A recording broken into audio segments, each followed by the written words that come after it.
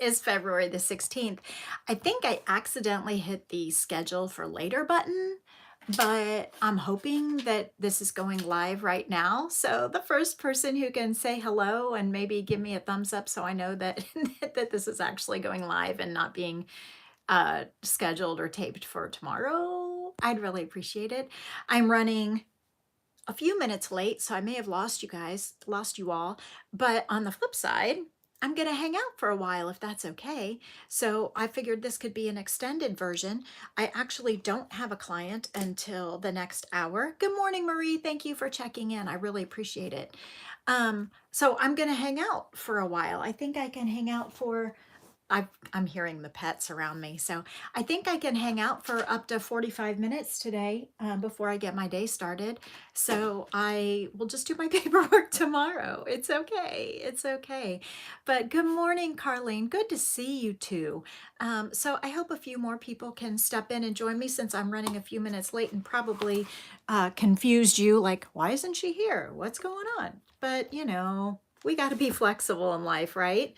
So as I was getting ready this morning, I had an idea for a book that made me shaky with excitement. So I have my little 3x5 card here, and I'm going to write it down right now so that I don't get lost. So the possible title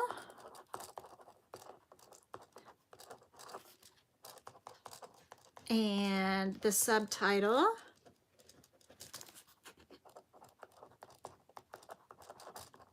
Okay. And I don't think I need to do any of the ideas that popped into my head, but I'm going to put down one or two. Okay, so that I don't forget.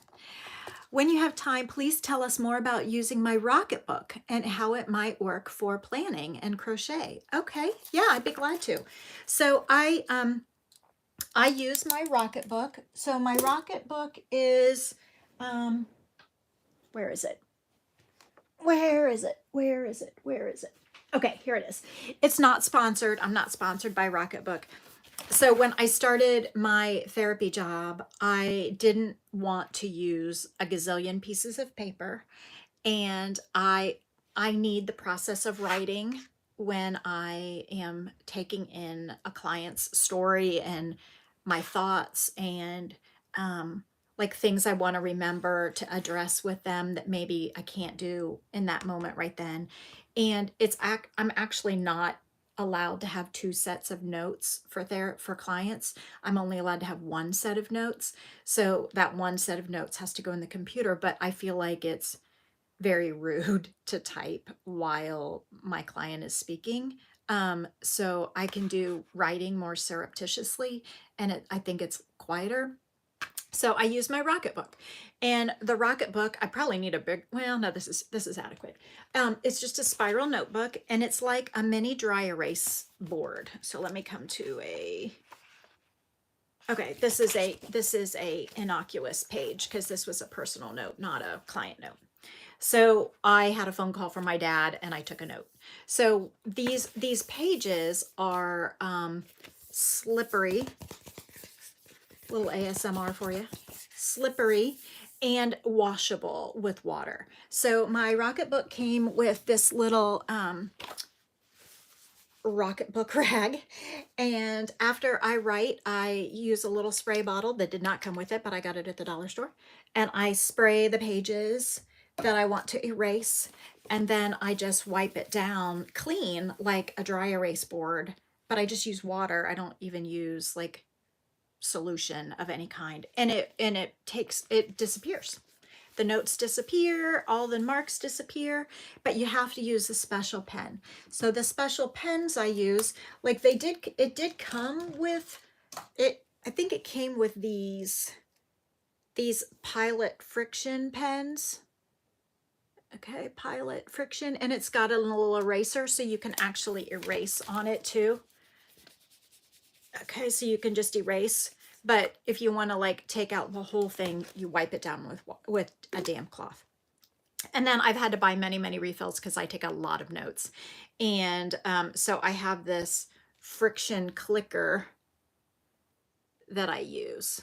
And so this is, and it has an eraser also. This is an eraser. Anyway, for crocheting, I totally would use, I don't use this currently, but I do, I do use it. Do I use the app too, or transcribe it manually? No, I do not use the app. Good morning, Bonnie. You were waiting on YouTube live section. My video didn't show up. Okay, but I'm going to be here for a while, so welcome. So happy Friday. So there's this little QR code here down at the bottom. And I admit I used it once on the first day and then never used it again. So like essentially you can take a photo of your notes, and I think it can transcribe it into type for you if you wanted to, but I'm not sure. But I have to type my notes into my confidential data management system, into people's charts. So I don't have the ability to, I don't want to add the layer of internet web connection to go from my phone, taking a picture of it or taking a QR of it and then sending it to the computer. I don't want it to get lost because it's confidential. So I just prefer to use those notes to jog my memory and summarize what I want to put in the patient's chart. And then I just type it in and then I erase it. Okay. So, so no, it is fun. It is fun. And it's a lot more fun than typing. The bad thing is some clinicians they'll type, oh yeah, for sketches. Absolutely. I do that too. I do that too. And there's some notes that I have kept, which is kind of not the point. So I had a consultation with a coworker peer the other while back, and she made such great ideas that this page has stayed for like months because I keep referring back to the lessons I learned from her and some key points that she made that encouraged me so that I can use it over and over again. So I have not, this has been on here for months. And when I go to erase it, it's going to be probably difficult. It'll probably be stubborn to get off because the longer it stays on here, the more stubborn it gets off. So really you should be keeping this for less than a week. Is ideal. But for me, for confidential stuff, I want it gone the same day. Like I don't want to keep anything tangible, even though I keep my office closed and it, for sketches, absolutely, because you can immediately erase. So it's just like sketching with pencil because you can immediately erase and like change the line or add more lines or take lines away with your fine eraser, and that's cool.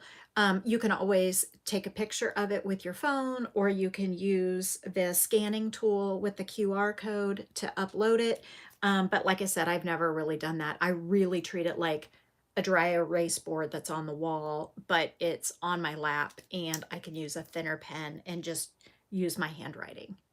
So you've heard not to keep it in a hot car because the ink may disappear until you put it in the fridge or freezer. Interesting. I don't keep it in the car. It stays in my office all the time unless I go to the office and then I bring it with me, but then it's in my satchel, my briefcase bag, whatever, my work bag. So I never leave it in the car. And for me, I wouldn't leave it in the car because if there's any notes on it, they're confidential. So I would not. But for crochet, I mean, there is a chance that I would leave it in the car. Good morning, Linda. Thank you so much. Thumbs up, everyone. I do appreciate it very much. I could leave it in the car if I went in somewhere, went into church or went into an appointment where I couldn't bring it or something, and leave. If I had one dedicated to just crochet and I left it in the crochet bag and left it in the car. I have never done that, so I don't know like how the heat or cold affects the ink.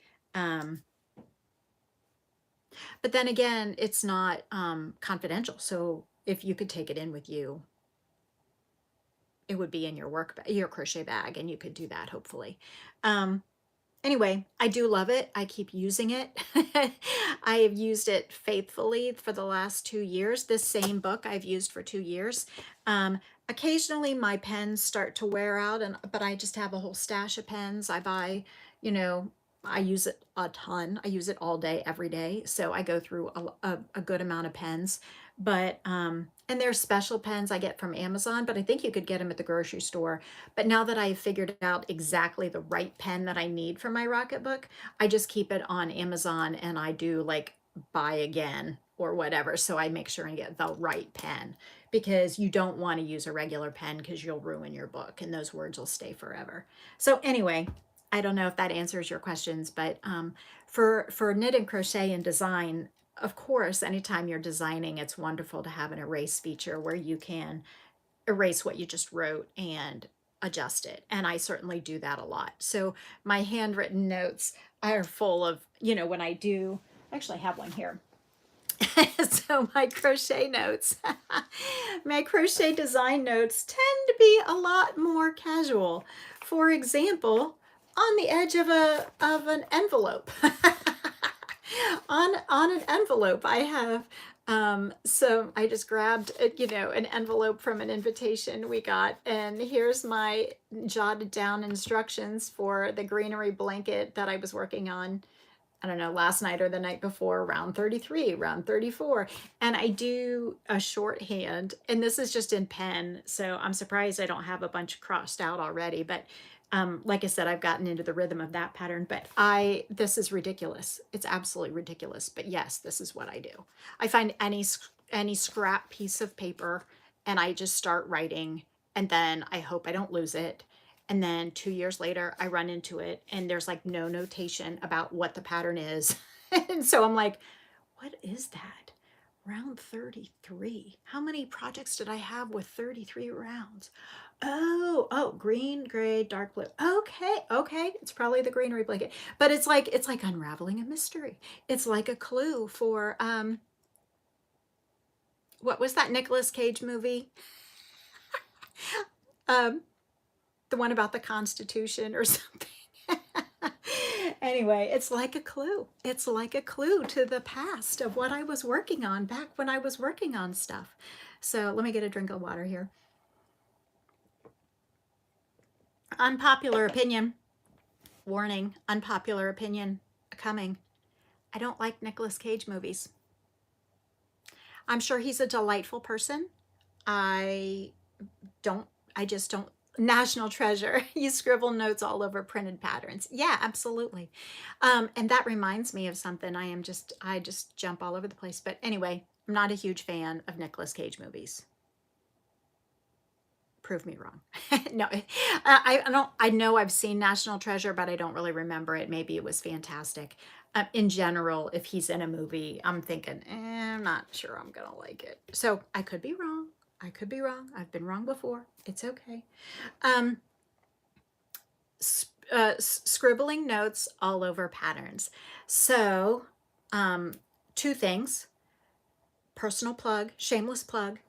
My new book hopefully this little Valentine book will be coming out soon. And I think they want me to make the cover different, and so I'll do that. But it's the first 18, several pages are the pattern. There's Carlene's picture. The first several pages are the pattern, the full pattern, everything you need. And then the rest, the balance of the book is the journal. So if you are the kind of person who likes a hard copy of a pattern so that you can scribble all over it, this is for you. Okay, then, so keep an eye on Amazon for that. Hopefully in the next couple days. I think I've got to adjust a thing or two. And I love the fact that they told me, hey, we need you to adjust this. This is exactly what you need to adjust. Go back and do it, and then you'll be good to go. Like, so nice of them to take the time to tell me how to fix it. The other thing, handwritten notes are my favorite. Of my favorite things, the things that bring me joy are the handwritten recipes from my mom. Oh, no, the purple color will stay. No, it's a matter of the measurements.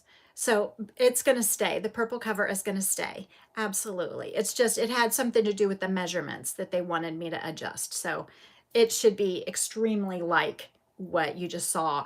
I think I literally just have to make the picture just a little bit bigger, so that it doesn't like cut off a little bit on the binding. So all good.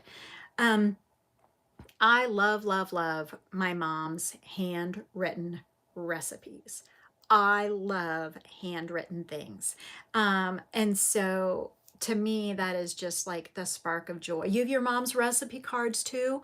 Yes, absolutely precious. So I have her recipe cards. I have a couple recipes written out in my mother-in-law's hand, which I love. Mara has a couple from my mother-in-law. Mara wasn't born until after my mom was already gone, but I did give her a couple of my mom's handwritten recipes because my mom luckily had many of them. Um, I think I even have a couple crochet books. Me too, Carlene. Mine is in an ancient metal a recipe box. Absolutely. It's like this big, and it's stuffed full of handwritten recipes, recipes that were given to her, recipes from my childhood, recipes that she cut out of Better Homes and Gardens. You have your Graham's handwritten recipes. Absolutely. So today, friends, if you feel like a homework assignment, I dare you, I encourage you to write down longhand any recipe that you like to give to someone. You have a recipe book of all the food she grew up with. Oh, love that.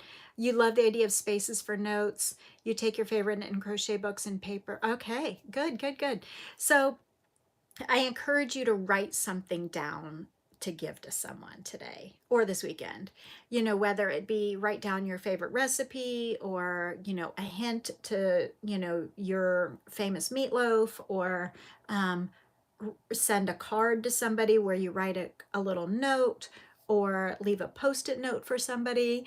So that is just so real and so important. And that brings me back to my little idea this morning that made me so shaky and excited that I'm going to make another little note. Okay. So handwritten notes. So I also have, so my mom was a, make sure I do have plenty of time. My mom was a dabbler in all things craft. Mom and dad cooked by a whim. You should write them down for your brother and son. Absolutely, you better do it. You need to do it. So, going back to cooking for a moment, and then I'll talk about my mom being a dabbler in all things craft. My grandmother, my dad's mom, used to be famous for turtle soup. And I do not know if I ever had turtle soup because my grandmother was pretty feeble by the time I came along. My grandmother had 10 children, and then she had 28 or 30 grandchildren, and I am maybe number 16 or so out of the groups. I'm solidly in the middle. But by the time I came along, my grandmother was somewhat feeble. And so I don't think I ever had my grandmother's turtle soup. But apparently back in the day, my grandmother used to make these big vats of turtle soup. And I think she used mock turtle, whatever, I don't know. And my grandfather, who I never met, used to take it to the local diners and sell it to them, and they would serve it in their restaurants. And so that's the lore of my my grandmother. And so when she died in like 88 or something, there was like, no, it was later than that. Not that it matters. Anyway, there was this big scurry of all of the family to like write down everything they could remember about Grandma's turtle soup, because that and her stuffed peppers apparently were fantastic. I personally remember her for the bologna sandwiches. So I was a kid when she, when I knew her. I was little when I knew her, and I don't know why bologna sandwiches made by grandma always tasted better than bologna sandwiches made by me, but they did. So anyway, there was a scurry to get down her turtle recipe, and I don't know that they ever.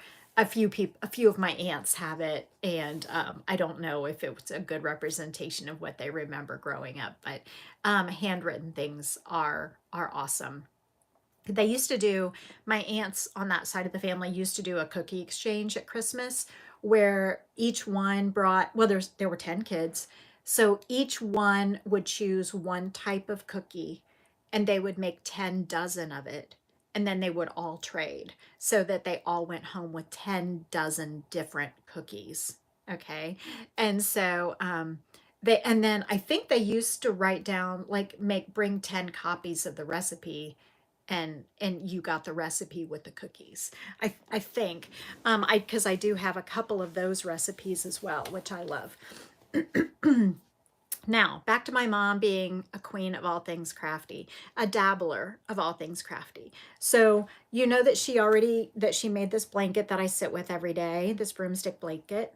I do have two more blankets of hers down in my closet that I noticed the other day that I ought to show you someday. And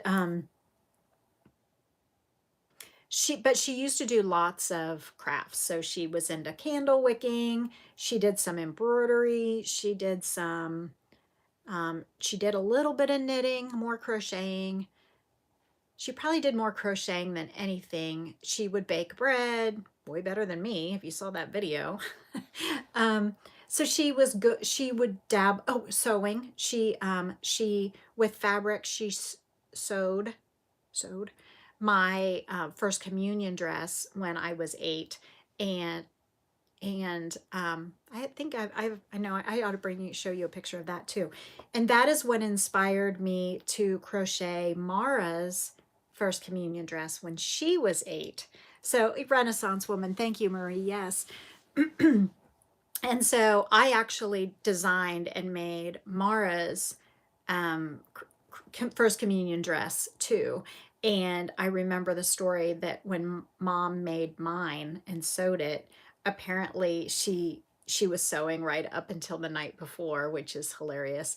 And apparently she put the one of the sleeves on backward or something.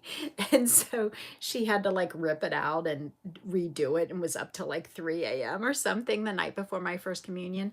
Now, I wasn't quite that tight on my deadline for Mara's first communion dress, but um, and that was when I was still pretty very new in my garment design era of my design career.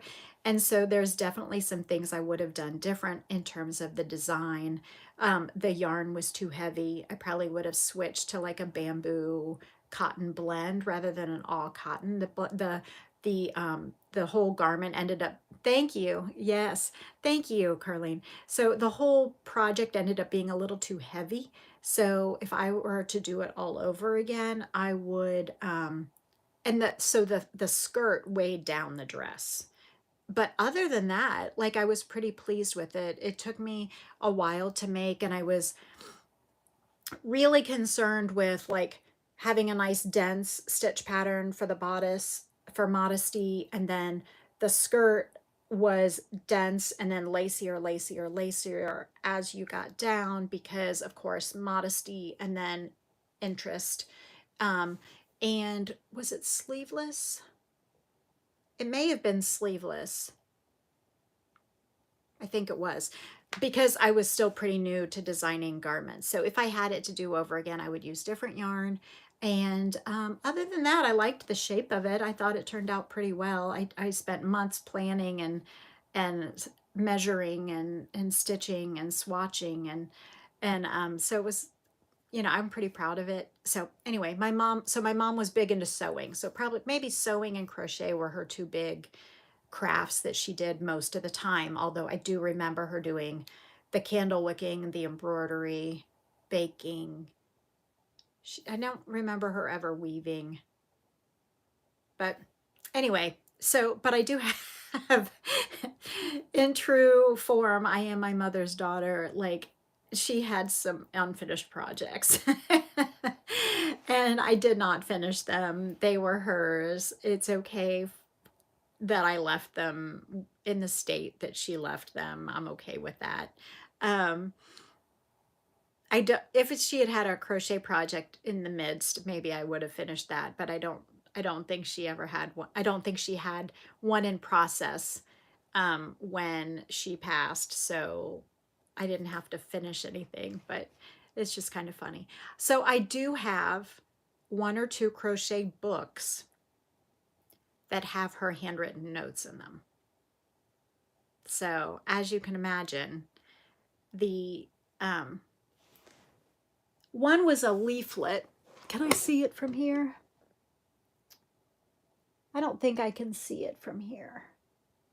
One is a leaflet of a like a, not a square a day, but like, well, maybe it is a square a day.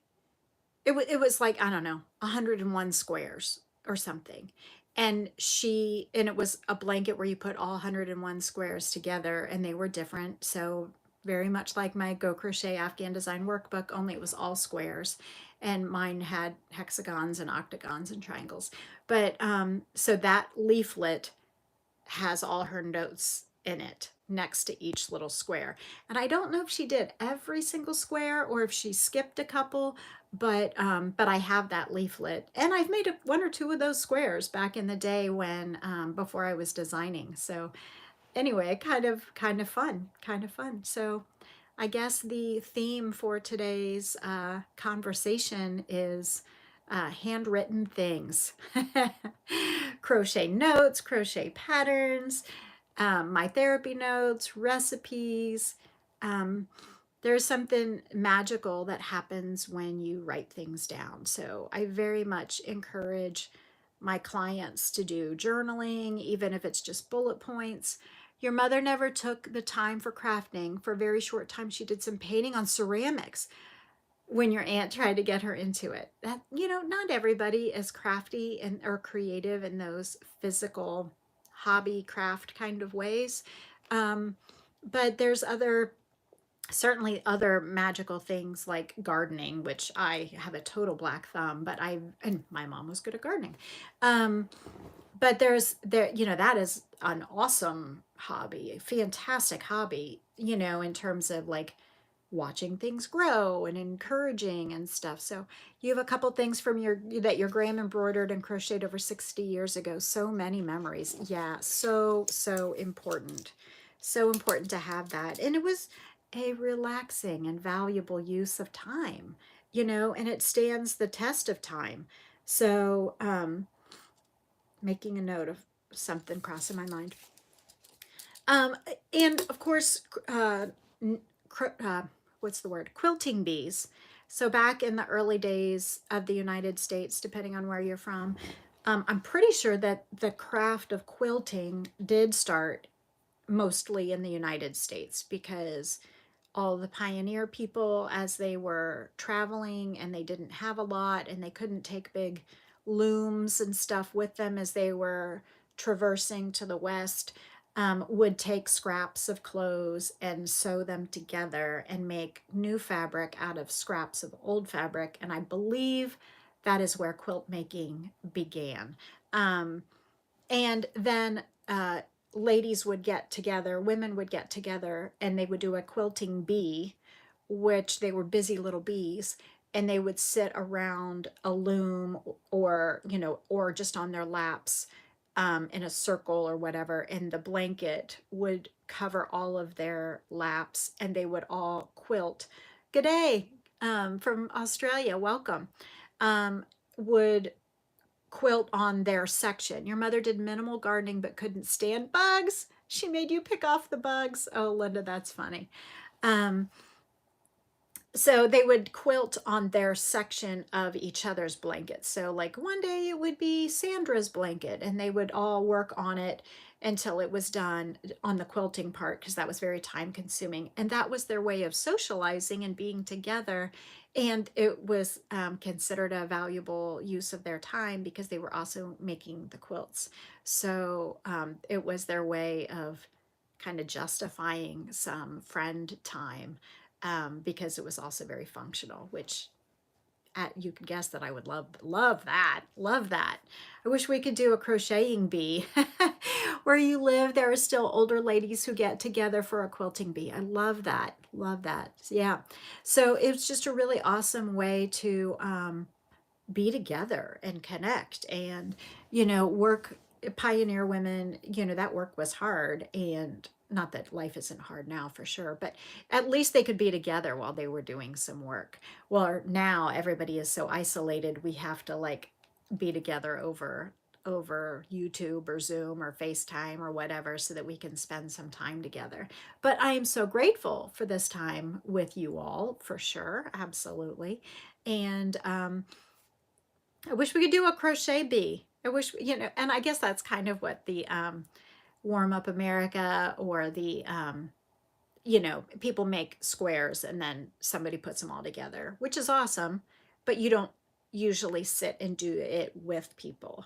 So some libraries or some yarn or craft stores, or like, the big box craft stores might have crochet groups or knitting groups where you can all bring your project bag and work on your own project, but rarely do people these days, here at least in my experience, get together and all work together on the same project. Um, so famously, not famously, but you've probably heard the story before if you've known me at all for a while. I try not to say the story too much, so maybe you haven't heard it. That in the beginning of my Go Crochet Afghan Design workbook, I talk about that one of my earliest crochet memories is crocheting with my mom. So she had a big bag of leftover yarn from whatever projects. And as it turns out, we'll find out later that some of it was wool and most of it was acrylic. But we made a granny square blanket for my grandmother when I was, I don't know, 13 or 14, something like that. I don't know. So I already knew how to crochet at that point. I had already learned earlier, but I just didn't do it a whole lot.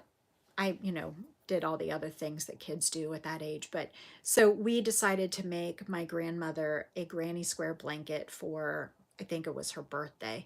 And so we just took all the scraps, quilt style, and, made all the granny squares, and she made about half of them and I made about half of them, and then she put them all together. But we had so much fun, like making our own color schemes for each. Do I have that blanket up here? I don't know where it is. I absolutely have it though. I absolutely have it. But we would hold up the squares to each other and say, "Oh, what do you think of this one? Oh, what do you think of this one?" And so half the squares were made by me and half were made by her, and then she put them all together, and then she put an edging on it and gave it to my grandmother. Well, when my grandmother passed, I was lucky enough to get the blanket back. Now, my mom had already passed long ago, but then my grandmother passed. When the kids were littler. I don't even remember the year now, but I was able to receive the blanket back, so I have it in my possession, which is awesome. But and I think that's the only project I've ever made with someone, except Mara's off to college blue blanket, which there's a video on YouTube for that I made and a video of me teaching her, which is kind of hilarious. I put that one together for her, but she made all the squares. I think that's how that happened.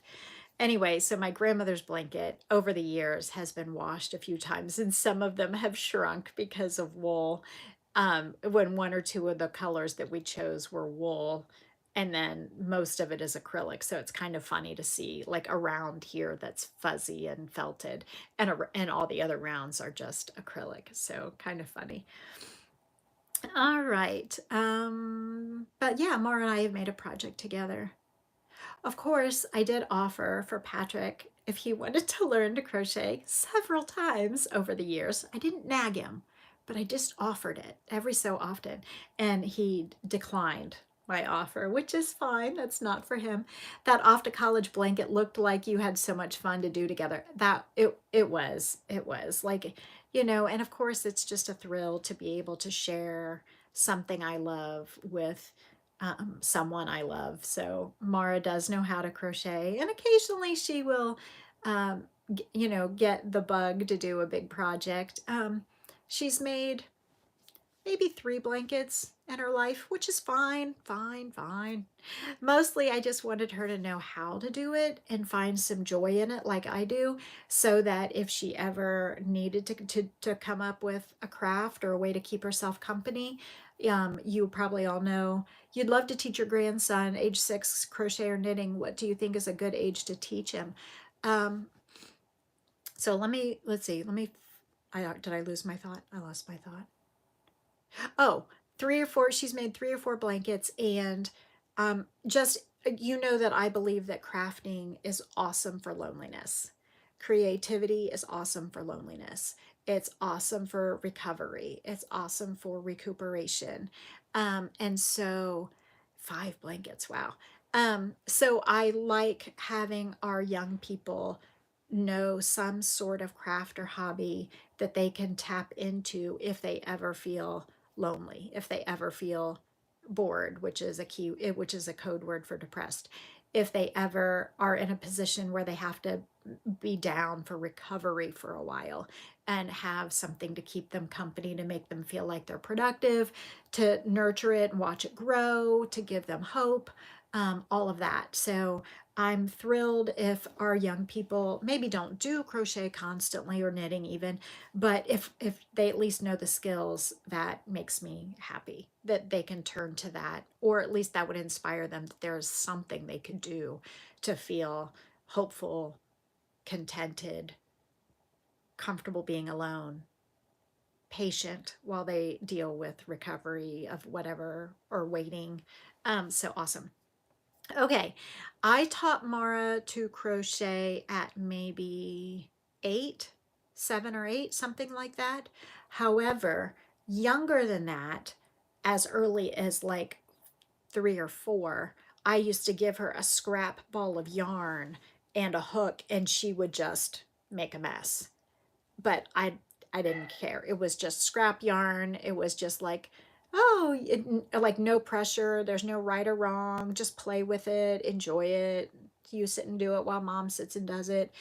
And then when she was a little older, um, I think 7 or 8, and I just realized my computer's not plugged in.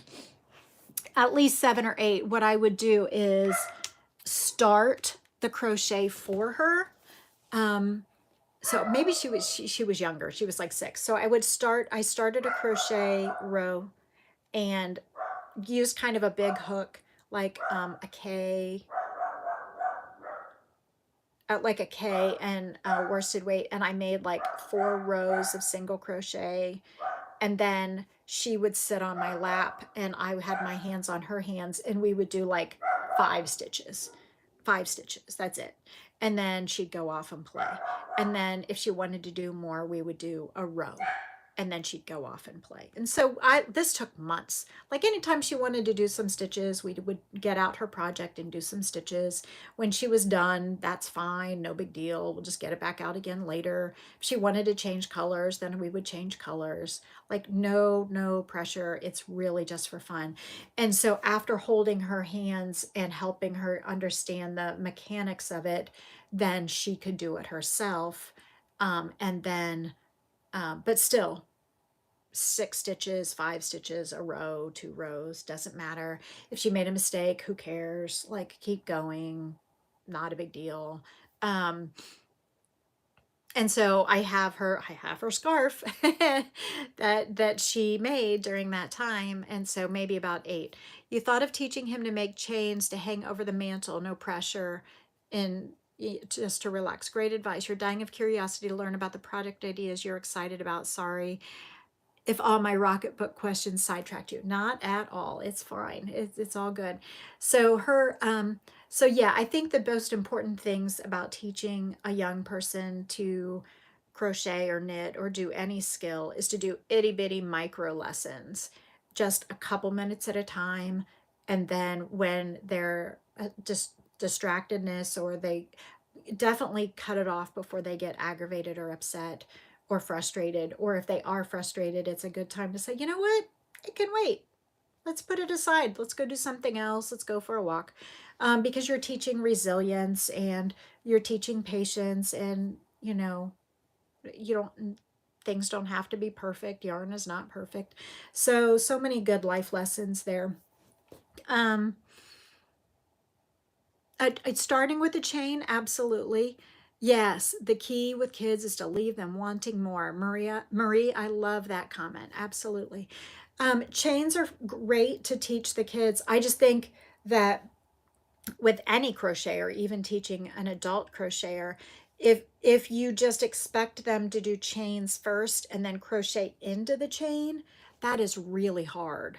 And so I always give them a starter, like a sourdough starter.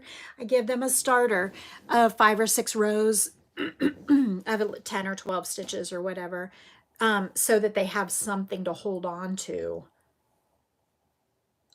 when they're learning the single crochet. And then I go back and teach them the chain and then they already know how to single crochet, and they can single crochet into the chains easier. Yeah, you could totally start with the chain, especially if you don't, I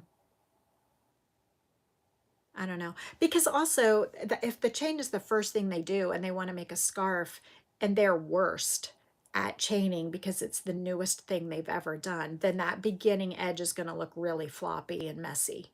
That's going to be like the worst part of the whole scarf, is that first couple actions that they learn.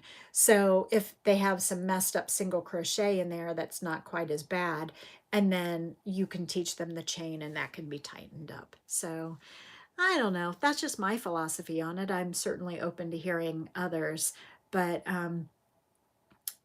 is it Elise Myers, the TikToker, YouTuber, young woman who just made the crocheted sweater, and she's pretty famous right now. She says if you have ADHD, don't start with a granny square, don't start with a blanket, to start with an amigurumi, because you have to look at it row by row, round by round, and each round is a little accomplishment. It's a little nugget of a task. And so because each one is different, it keeps your attention, and then you end up with a completed project faster than you would create a blanket. So I think there's really a lot to that logic, and I can totally see why Woobles or a similar amigurumi lesson would be really great for people with ADHD or attention problems, because you have to pay attention, and you can pay attention in chunks. So it's not like if you stop at round 5, you can pick back up again really easily. It's not like you're lost and have to start over. So I can see why her philosophy is that. You used to teach knit and crochet at Joann's. Your best student was a little girl. She said her daddy would let her pick out a book if she did a good job. She learned casting on a knit and purl. Awesome. Awesome. Very, very good. It's a great skill. And she got her book. Oh, good. I'm glad he was true to his word and got her the book. That's fantastic. I think it's really critical to, and though I wasn't always good at it when I was a young parent, but critical to try to encourage our kids to follow the things that interest them, and to encourage that and to foster that. And I wish I had done a little bit better, but you know, it is what it is. We do the best we can at the time with what we have, and then looking back, hindsight is 2020, but you can't have hindsight without going through it and having it over. So anyway, you made sure of it and gave them a coupon. Oh, great job. Good job, Linda. Way to go. And that child probably, she still remembers that, that she had that experience of learning something and getting a gift of a book as her reward. Love that. Okay. Well, I think that's about all for today. I probably should wrap up so I can get ready for my day. Oh, here comes Hobie Dog. Do you want to come and say hello, Hobie Dog, before I sign off on my very long, not 5-minute podcast? Come here. No, you don't get any more treats. You've already had a treat. Come here. Come on up. Here he comes. Here he comes. Hi, buddy. You say hi. Hi. Hello. Good morning. Hello. Can I have a kissy? No kissy? All right. Oh, there's my kissy. Thank you, buddy. Thank you, buddy. All right. I hope you have a valuable and relaxing use of your day. Happy Friday. I hope that you get a lot of crocheting done. I hope I can keep my excitement about this secret project. Your worst student was a lady who yelled at you. She wanted to knit and not cast on. That's funny. People are funny. I would like knit on 6 stitches and then say, go for it. You do it then. Okay, so I hope you have a valuable and relaxing use of your day and your weekend. And leave me any comments below if you feel like it. If you want more relaxing kind of videos, I do have a playlist on the channel for Crochet for Relaxation. So if you want to just play something in the background while you work, you still giving me kisses? Yeah, you giving me kisses? So cute. You can play that playlist, and there's, you know, me crocheting, me doing writing. I think I was doing a major project where I had to get things done, and that one's maybe an hour and a half long. So if you need some relaxation, if you need some little like soothing stuff, I think there's one that's 15 minutes long, one that's like an hour long, one that's an hour and a half long. So use whatever works. Put it in the background. Oh, you're gonna sit now. And I can keep you company virtually all day. So I will see you. Have a great day and a great weekend. And I hope to see you Monday morning, a few minutes before 9. All right. Take care. Bye.